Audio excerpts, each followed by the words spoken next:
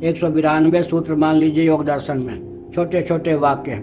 आजकल जो देश विदेश में ये 50 वर्षों की अवधि में विख्यात योगी हुए हैं, 2-4 सूत्र के आधार पर ही वो प्रशस्त हो गए। अब कहीं 192 सूत्रों का कोई विशेषज्ञ योगी निकले और वो प्रचार भी करे तो कितनी चमत्कृति उसके जीवन में होगी, कितना व्यक्ति प्रभावित होंगे। 1-2 सूत्र के आधार पर ही जो विश्व स्तर का व्यक्ति योगी बन जाता है।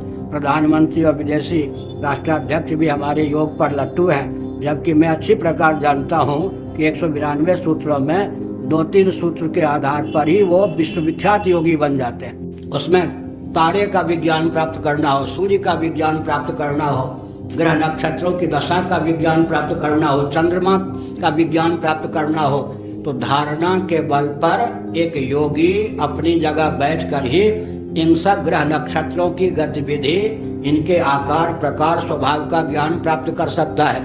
यम नियम आसन प्राणायाम प्रत्याहार धारणा ध्यान समाधि। यम अहिंसा सत्य अस्तेय ब्रह्मचर्य परिग्रह, 5 कर्मेंद्रियों को संयत रखने की भावना से पंच यम का पालन, 5 ज्ञानेंद्रियों को संयत रखने की भावना से 5 नियम का पालन।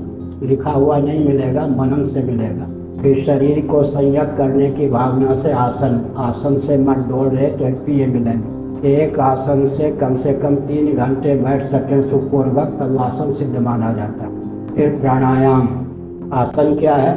अन्नमय कोश यानी स्थूल शरीर, इसको संयत करने की अमोघ विधा का नाम आसन है।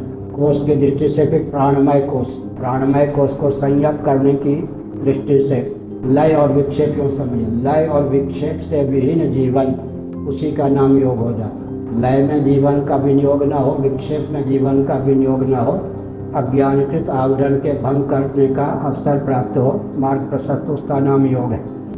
आसन अन्नमय कोश को संयत करने के लिए, प्राणायाम प्राणमय कोश को संयत करने के लिए, यम नियम आसन प्राणायाम प्रत्याहार और धारणा मनोमय कोश को संयत करने के लिए, ध्यान विज्ञानमय कोश को संयत करने के लिए, और समाधि आनंदमय कोश को संयत करने के लिए। एक ध्यान देने की बात है, योग दर्शन भी समाधि से मोक्ष नहीं मानता है, अविप्लव विवेकक ख्याति से मोक्ष मानता है। ध्यान से मोक्ष मानने वाला दर्शन योग दर्शन है। समाधि का उपयोग और विनियोग अविप्लव विवेकक ख्याति में हो तब मोक्ष होता है। समाधि तक चाहिए, लेकिन मोक्ष की प्राप्ति के लिए योग दर्शन को भी अविप्लव विवेकक ख्याति